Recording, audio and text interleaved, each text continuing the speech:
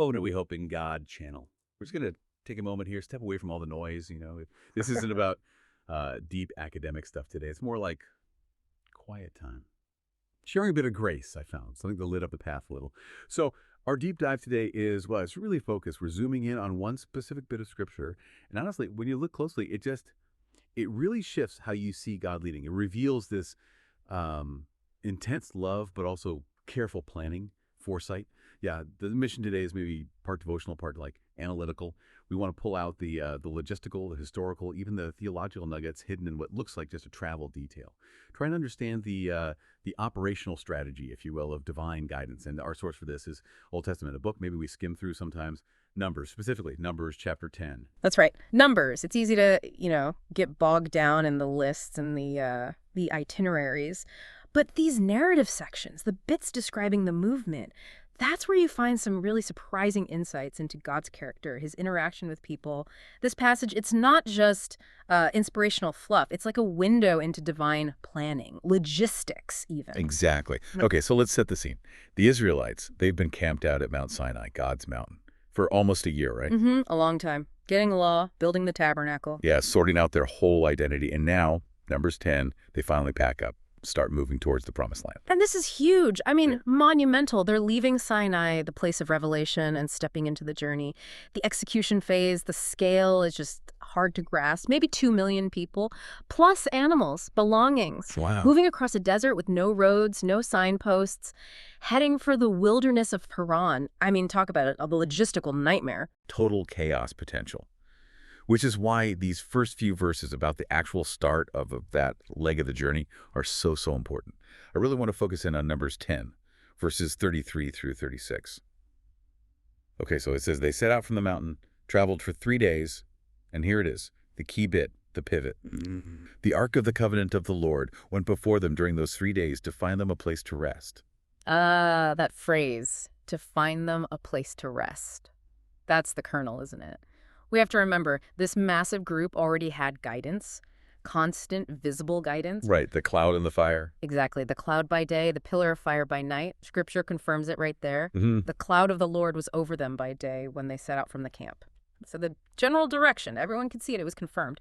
But the ark, carried by priests, moving out ahead, it's like a specialized scouting unit, proactive. Which immediately makes you think, well, why both? Isn't that kind of redundant? Mm-hmm. If the cloud is leading the whole group, why send the ark, the very symbol of God's presence, physically 3 days ahead? That's the tension. And that's what makes it so rich. Think of it like this. The cloud gave the macro direction. Go this way. Broad strokes. But the ark's movement, that reveals micro-level planning and compassion. I mean, the desert isn't just flat and empty. You can't just stop 2 million people anywhere. You need water, space, defensible ground. Okay. So the cloud is the where are we generally going, but the ark is the where exactly are we stopping tonight and the next night and the night after. Precisely. It's the difference between a map showing the destination state and a detailed road trip plan with scheduled overnight stops. Comfortable ones, hopefully. Okay. And that detailed 3 days, it pops up a lot in the Bible, doesn't it? Often signifying preparation, scouting, a sort of setting apart before something big happens. By sending the ark, his covenant presence, his word, ahead for that specific time, God was basically undertaking a full reconnaissance mission. That says so much about his respect for human limits, for their needs. He didn't just shout, follow the cloud, figure it out. No, the commander sent his most precious symbol out front to check the road ahead. It shows this. Let's call it divine operational patience. He knew how stressful moving through that kind of terrain would be.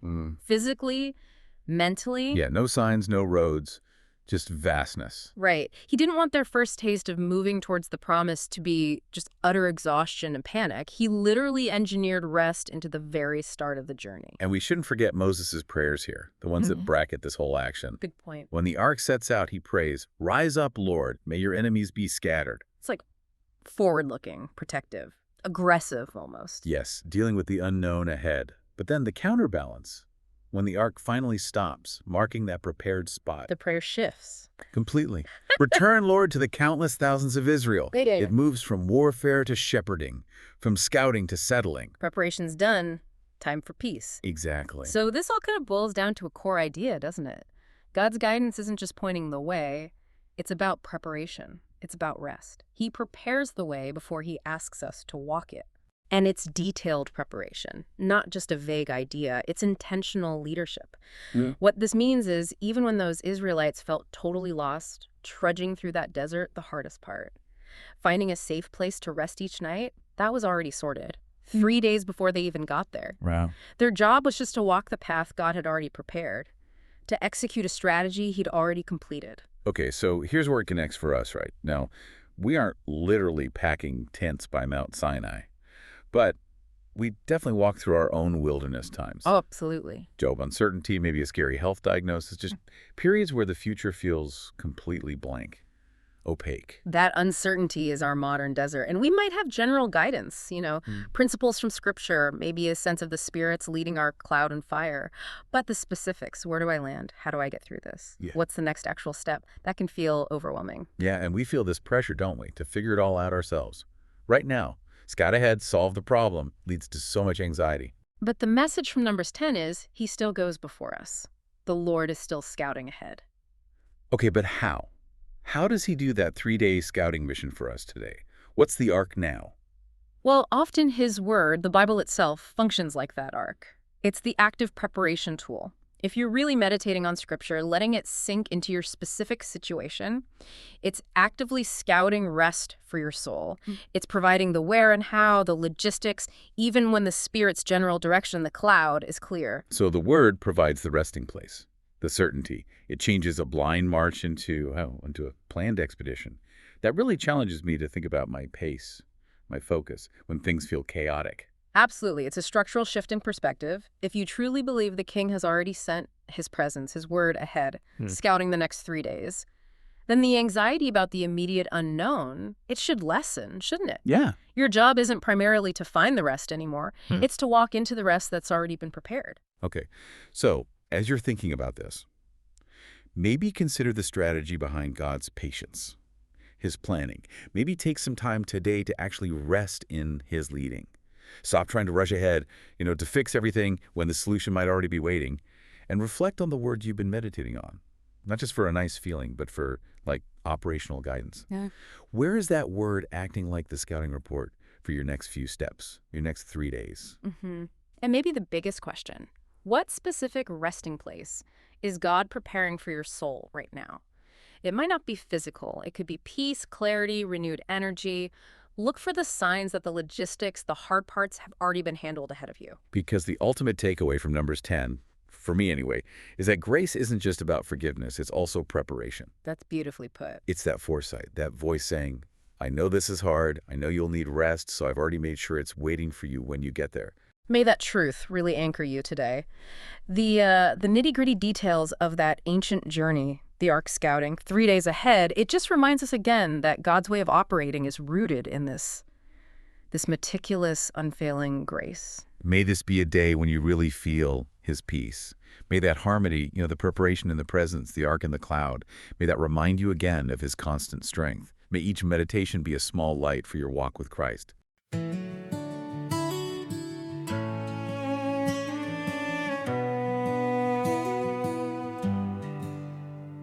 Through the desert wide and still, your presence leads the way. The ark went on ahead, where your promise stays. When the path was lost, you marked the sand with grace. With cloud by day, with fire by night, you showed your face. We followed where your mercy shone, unsure but known by you. You searched our rest, prepared it true. The wilderness became our holy ground, for you were near in every sound.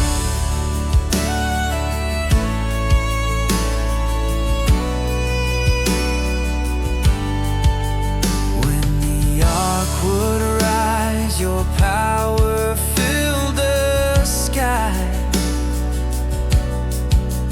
When it rested still,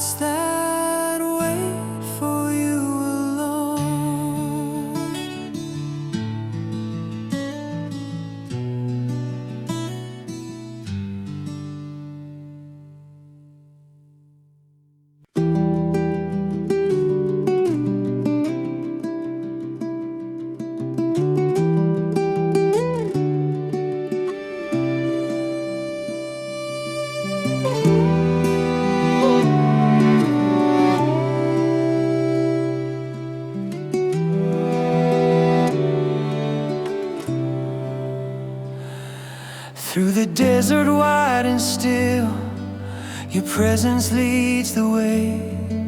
The ark went on ahead, where your promise stays.